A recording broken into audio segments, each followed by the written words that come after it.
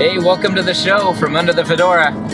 I'm Jake, and we are out chasing sunset tonight.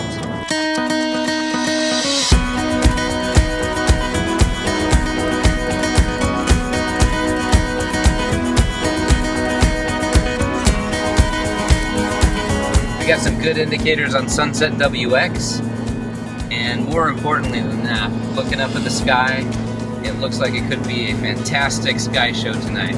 So we are headed out to the gorge, gonna hike Mitchell Point, and I am accompanied by a few friends. Let's go improve the view from under this Fedora, guys.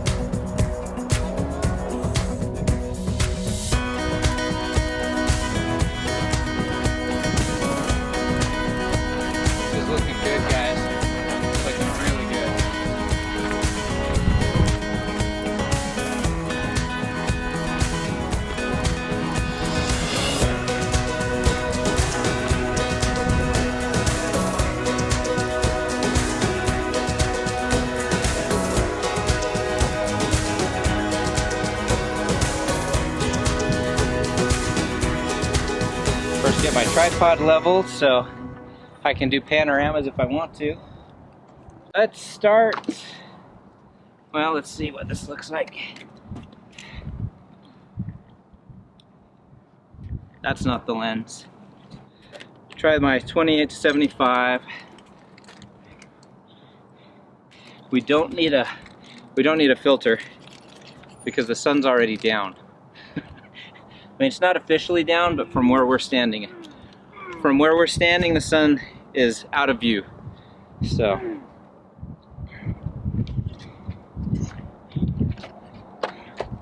what do you guys think? Is this gonna light up? Yep. I hope so.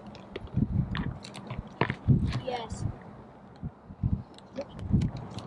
That 28-75 just didn't feel wide enough. I wasn't getting any of the clouds up there. So I'm switching to my 11-16 super wide lens.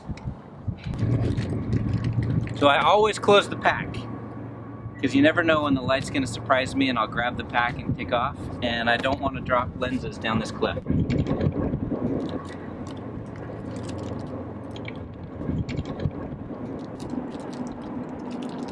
It only takes dumping your gear once or twice to decide that's a good idea.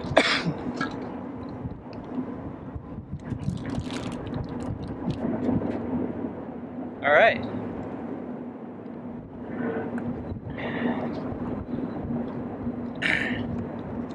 Guys, I smell a skunk. I see 3 stripes of orange. I don't know if we're gonna get any more than that. But that doesn't mean it's gonna be a lost cause, even if it does. Alright, so right now I'm shooting at f8, 1/15 of a second, ISO 100, and I focused down the gorge to try to capture some of this texture in the sky. And when I look at my histogram, it's super dark, but I'm preserving my highlights. So what I'm going to do is I'm going to go to a 2-shot bracket. I'm going to go 2 shots, and I want the 2-shot on the plus side. So the first shot is going to be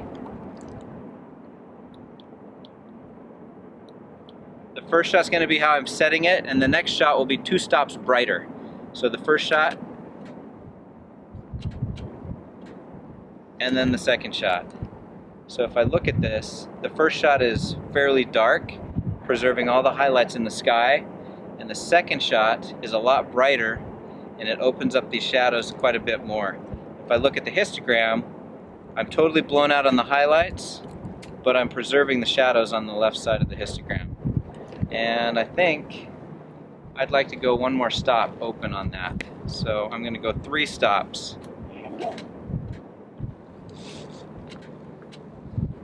So now the shadows are really opened up and I've really blown out the highlights. But at least I've got one dark shot and one bright shot. And on the histogram, I preserved the highlights on the dark one and I preserved the shadows on the bright one.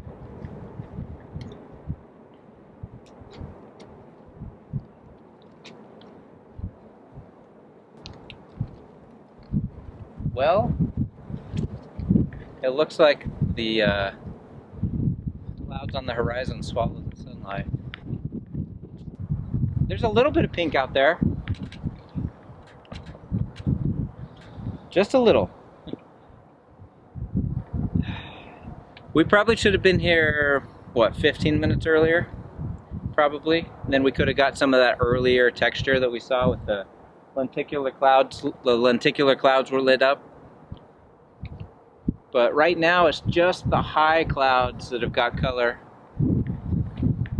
And everything else is gray. Once again, zipping up the pack just in case. So I'm shooting the moon with a 28-75. I'm going to zoom into 75.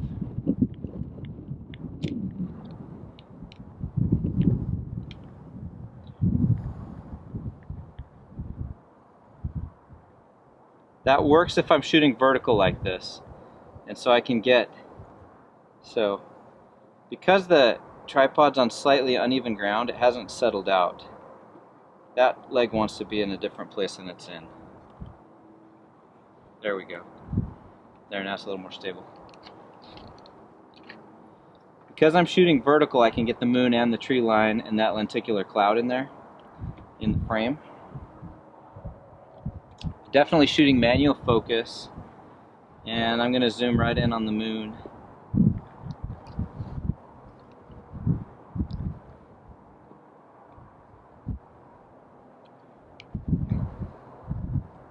And fine-tune the focus right on the moon.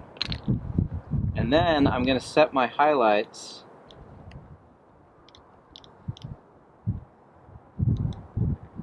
Okay, so now I want to zoom in on the moon and see.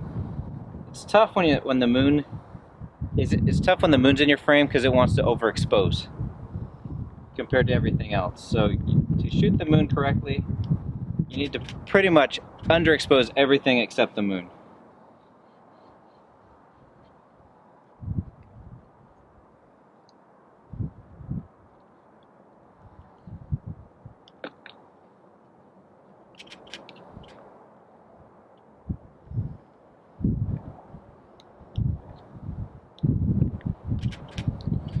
But you may recall I'm shooting a two-shot bracket where my second shot is 3 stops wider than the first shot. So that way I get the moon at proper brightness, and the rest of everything else I can see in the second shot. Let's try this the other direction. Try horizontal.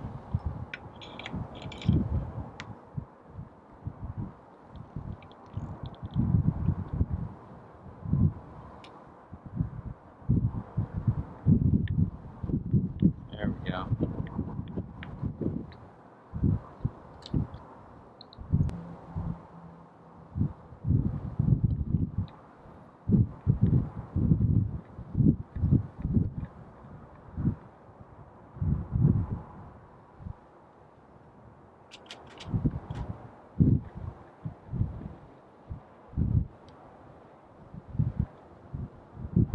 I'm going to try to stand so the wind is blocked, because this wind is hitting my lens quite a bit. So if it's a slow shot, that wind will mess it up.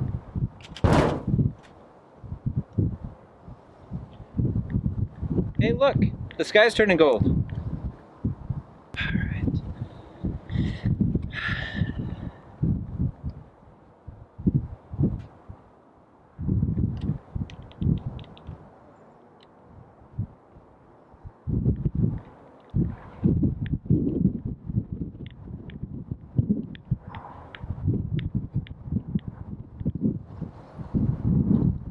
Oh yeah, I can do something with that. Because there's actually some color in that sky. There's some pink hues and gold hues in that that'll work.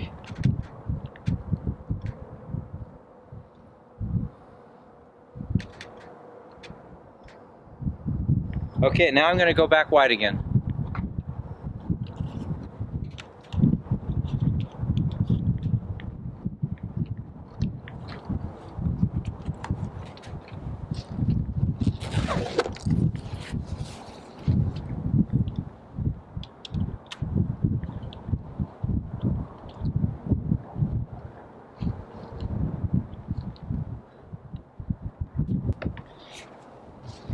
Close the bag up. So easy to forget.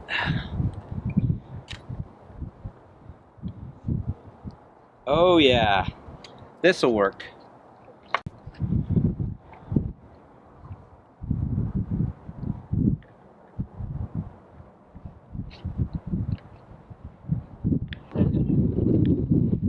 Okay, so this looked like it was turning into a skunk fest up here. We got here just a little bit too late to get the good light. But right now we're getting some late glow up in the sky, and the low texture is all gray, but it's backlit by gold, rose gold hues. So I got a few shots from over here. I'm gonna move out just a little onto this point to try to get a little bit more texture, but it's looking pretty good. Not what I'd call epic, but still worth being here. So we're gonna salvage some good shots out of this. So I'm gonna scoot past you and set up right over there.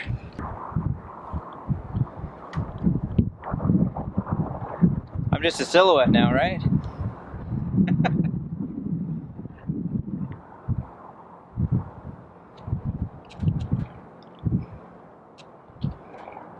But I kind of like this. I've got the river going here on this angle, and all the cloud lines are going this direction.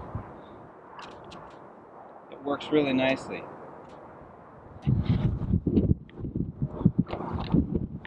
I'm going to use this 10-stop filter to stretch this shot out for about 30 seconds and see if there's any cloud movements. It'll make more lines in the sky and give us some more texture with a little bit of that color as a backdrop still.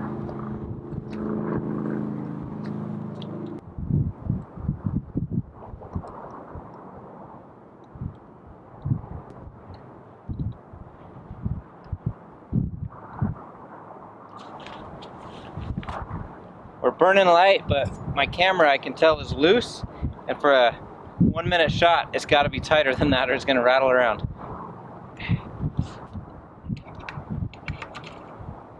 Okay.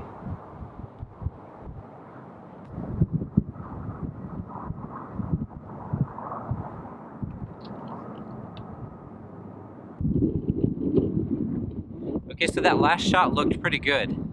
There's quite a bit of color in the sky, but the foreground was completely dark. So it was about 1.5 minutes. So what I've done, I've opened it up 2 more stops. I'm shooting at f3.2 and it's on time mode, and I just set my clock for 2 minutes. So I should get more light in there because I've opened it up 2 stops, and I'm gonna shoot for at least 30 seconds longer. You can see there's a little bit of color, but it's about gone. This is probably the last shot that I'm gonna get with good color in the sky. So I'm just hoping that this composition and this color is something that I like. All right, this is the end of the adventure. This sunset was not exactly what I was hoping for, but you miss every shot you don't go out to take. You never know what it's gonna be. So we're on a journey every single time, enjoying that journey, regardless of whether the sky blows up. We still got a good solid mile hike in up to this Mitchell Point. We've got a mile hike ahead of us to get back down to the truck, and we're gonna count this as a success. I think we still pulled some shots out that we can use. We have the moon up here that rose. We've still got some late color in the sky out there. It's just not in the right place to really compose a good shot. So I'm looking forward to seeing what we got out of this, and I'm optimistic that there will at least be something that we can show for the successful venture that we've just been on. So this is Jake from Under the Fedora. Enjoy your journey, and we'll catch you next time.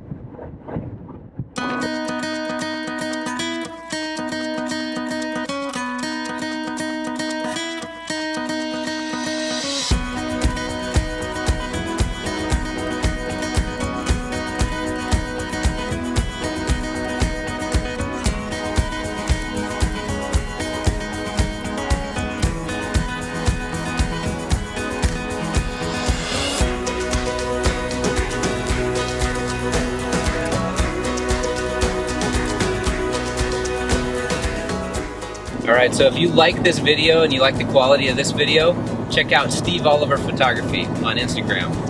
That's Steve Oliver Photography. Yeah, because he's the one that's making this magic happen. Yeah, give his account a boost. Tell him I sent you.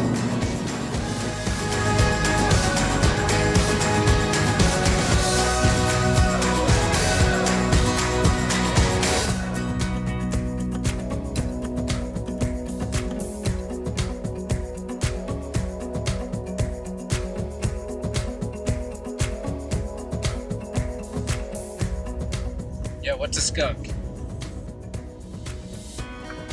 A black and white furry mammal that smells bad, or a sunset or a sunrise that does not produce.